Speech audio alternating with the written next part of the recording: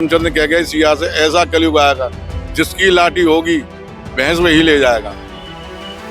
मोदी आएगा तो थोड़ा ही मत मोदी का तो राज ही रहेगा। माँ मोदी का ही राज रहेगा। बस मोदी का ही रहेगा। मोदी बैठा कुर्सी पे। 2024 में सरकार किसकी आने वाली है? कोई भी आए, मोदी वैसे मोदी की सरकार आएगी। सर आपका नाम क्या है?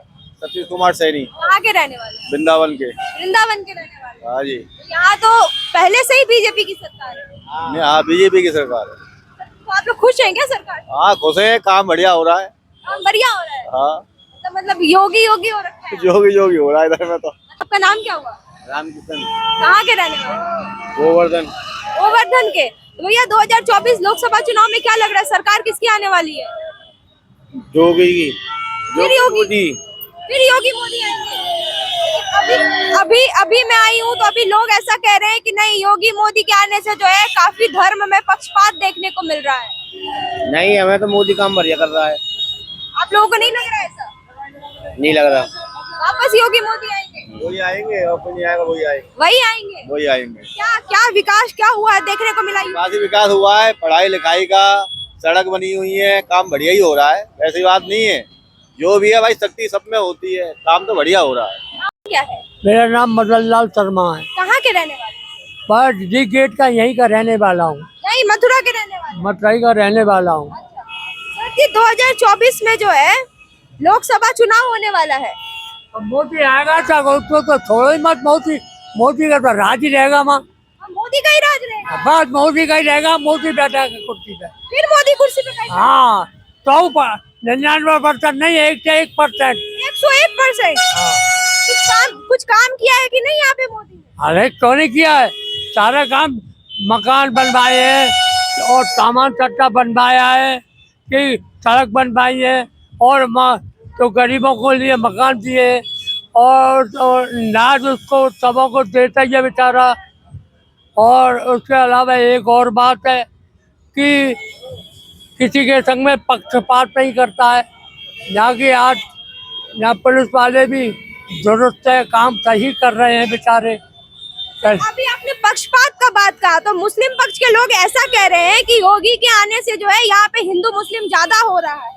देखिए हिंदू मुसलमान नहीं हो रहा है, और करने वाले पुरानी पार्टियां कर रही हैं अपनी बातें, और पार्टी से मतलब नहीं है। पहली पार्टी मानती तो उसको कहाँ होता।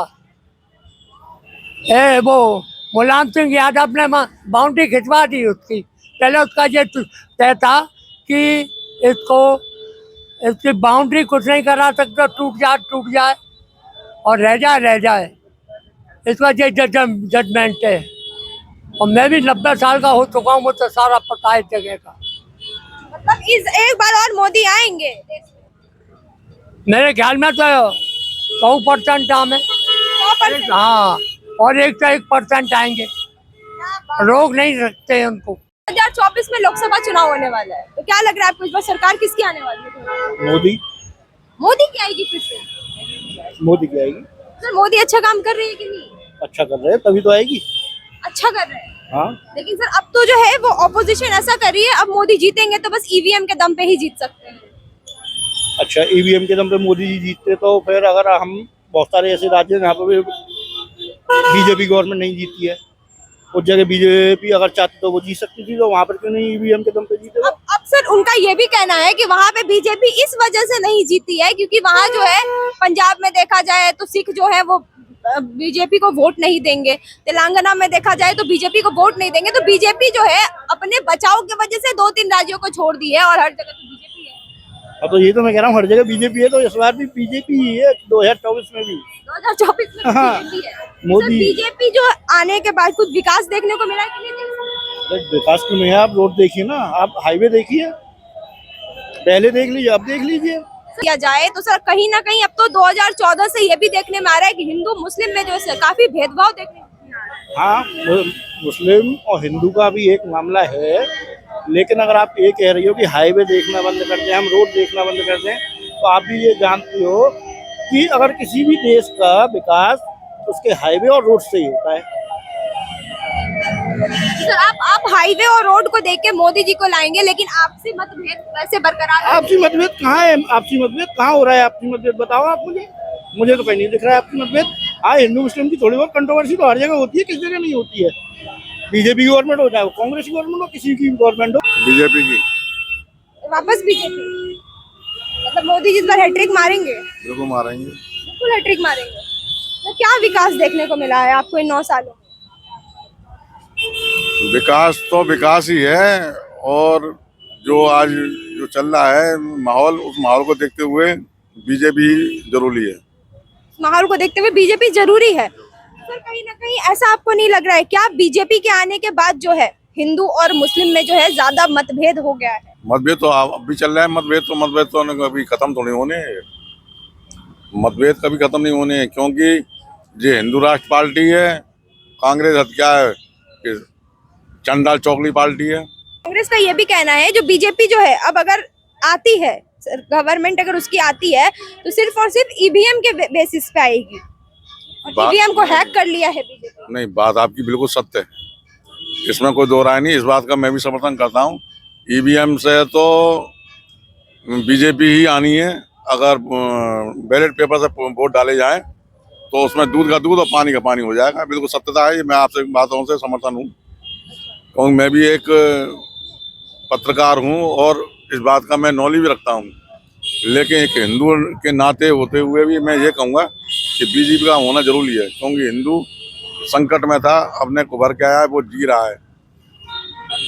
अगर आप हिंदुत्व को बचाना चाहें तो बीजेपी आना चाहिए, लेकिन कहीं ना कहीं आप इस बात का भी समर्थन कर रहे हैं कि बीजेपी जो है वो ईवीएम के बेसिस पे आएगी। बिल्कुल सत्य बात है। तो मतलब आप यहाँ पे कांग्रेस का समर्थन? मैं कह रहा हूँ, और कोई कह भी नहीं सकता इस बात को। मैं ऑन माइक इसलिए कह रहा हूँ कि बात सत्यता है। अगर बैलेट पेपर से चुनाव लड़ाई जाए तो फिर तो दूध का दूध और पानी का पानी होगा, क्योंकि बैलेट पेपर में तो बैलेट पेपर से चुनाव होता है तो कुछ असर देखने को मिलेगा। बहुत असर देखना पड़ेगा। 50 और कहते हैं ना 40-30, 60-40 हो जाएगा फिर। हाँ 40 और 60 हो जाएगा। अभी तो 60 और 30, 70 और 30 है, लेकिन फिर तो 60 और 40 होगा। तो बैलेट पेपर से चुनाव होना चाहिए ना? क्या लग रहा है 2024 में बैलेट पेपर? कायदा ये कहता कि जो चुनाव हमारे चुनाव आयोग द्वारा पहले निर्धारित किए गए थे, बैलेट पेपर से चुनाव वही होने चाहिए। लेकिन इस चीज को भी कांग्रेस लेके आई थी, बीजेपी नहीं लेके आई थी। इस चीज को कांग्रेस ही लेके आई थी कि ईवीएम मशीन से ही चुनाव उस टाइम जो है वो कांग्रेस बोलो या अपोजिशन पार्टी उसका समर्थन कर रही थी, और अभी जो है उसका समर्थन नहीं कर रही है। बिल्कुल सत्य बात है।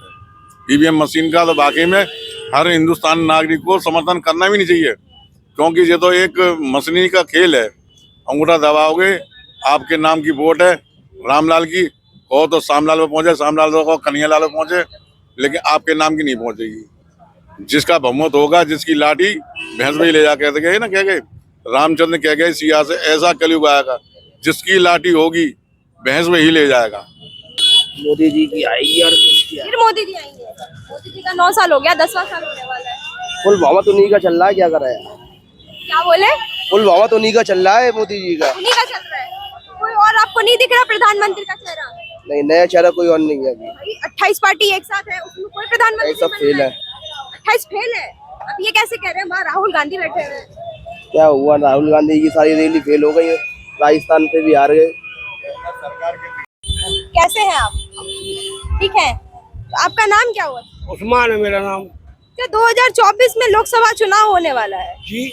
तो क्या लग रहा है इस बार सरकार किसकी आने वाली है 2024? अब बेटा ये बात कैसे कहें किसकी सरकार आएगी? जाकी भी आ जाए, वही राजा है हमारे लिए। तो आपको क्या लग रहा है कौन सी सरकार जो है वो अच्छा काम की है?